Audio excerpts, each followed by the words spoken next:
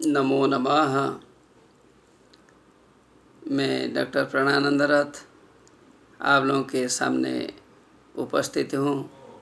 मैं अभी श्रीमद् भगवद गीता के चतुर्थ अध्याय के एकादश श्लोक पर सामान्य रूप में बोलना चाहूँगा। श्लोक इस प्रकार है। ये यथा मां प्रपद्यन्ते तांस्तथैव भजाम्यहं मम वर्त्मानुवर्तन्ते मनुष्याः पार्थ सर्वशः। ये यथा मां प्रपद्यन्ते, ये जनाः यथा प्रपद्यन्ते, जो लोग मुझे जैसे प्रार्थना करते हैं। परमात्मा परमेश्वर श्री कृष्ण बोलते हैं कि अनेक प्रकार के लोग हैं, अनेक प्रकार के लोग अपनी अपनी तरीके से भगवान को पूछते हैं, पुकारते हैं। जो भक्त जैसा मुझे पुकारता है, स्तांग तथैव भजाम्यहम्, मैं उन्हीं की प्रार्थना उसी प्रकार स्वीकार करता हूँ, उसे ऐसा ही फल देता हूँ। जो जैसा डिमांड करता है हम ऐसे उन्हें देते हैं। कोई पार्वती के रूप में पार्वती को पूजता है तो वो उसका फल भी उसे प्राप्त होता है। कोई गणेश जी को पूजता है, उसका भी फल उसे प्राप्त होता है। कोई कार्तिकेय जी को पूजता है, उसका फल भी उसे प्राप्त होता है। कोई ब्रह्मा जी को पूजता है, उसे भी फल उसी हिसाब से मिलता है। कोई नारद जी को पूजता है, उसे भी फल उसी प्रकार मिलता है। जितने जितने देवगण है, ऋषिगण है, जो जैसे पूजता है उसे फल उसी प्रकार मिलता है। एकं सद्विप्राः बहुधा वदन्ति, एक ईश्वर को अनेक प्रकार से बोला जाता है। एक ब्रह्म को विभिन्न रूप से बोला जाता है। One God is called after many names. Names are just like adjectives. इसमें जो ज्ञानी लोग होते हैं, विज्ञानी लोग होते हैं, वे इसमें सोचते नहीं है, वे पछताते नहीं है, वो पश्चाताप नहीं करते हैं, दुख नहीं करते हैं।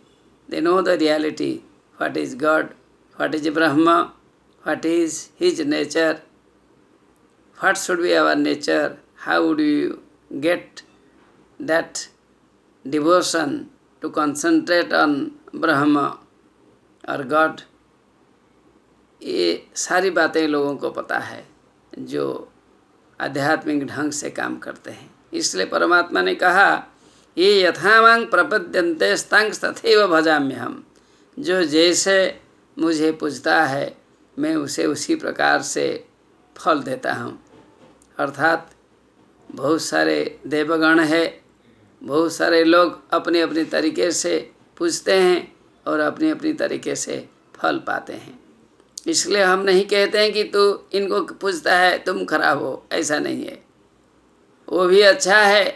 कोई ईश्वर को प्राप्त करता है, फल की पूरी हो गया, फिर वो मरते में आ जाएगा।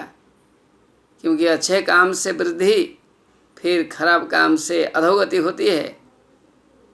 तो मुक्ति नहीं है। मुक्ति मतलब जन्म मृत्यु से, जन्म मृत्यु के चक्र से जिसकी छुटकारा हो जाती है। He who goes beyond that circle of death and birth, then that situation is called liberation. वही मुक्ति है, वही साल्वेशन है।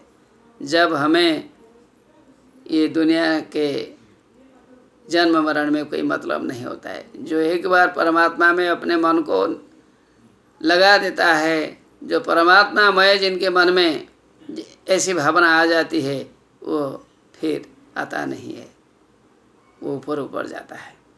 मम वर्तमान वर्तन्ते मनुष्याः पार्थ सर्वश। हे पार्थ, हे अर्जुन, हमेशा मेरे मार्ग को ही भक्त जब जी जान से चाहता है वो उसी रूप से प्राप्त करता है। ब्रह्मज्ञानी ब्रह्म को प्राप्त करता है। देवों को प्राप्त करने वाले स्वर्ग को प्राप्त करते हैं, फिर उनकी अधोगति होती है। ये इस प्रकार की भावनाएं हैं, इस प्रकार की संभावनाएं हैं, इस प्रकार के देवगण है, इस प्रकार के ब्रह्म है, इस प्रकार के अन्य देवगण है। जो जैसे पूजता है वैसे ही फल पाता है। भगवान ने इसी श्लोक से यह दिखाया है कि जो ब्रह्म को पाता है वह जन्म मृत्यु के चक्र से मुक्त हो जाता है, जन्म मृत्यु और नहीं होता है, वो परमात्मा में लीन हो जाता है। लेकिन बाकी देवों को चाहने वाले बार बार पुण्य के क्षय होने पर इस लोक को फिर आते हैं, फिर बढ़ते हैं, जाते हैं, आते जाते हैं, ये चलता रहता है।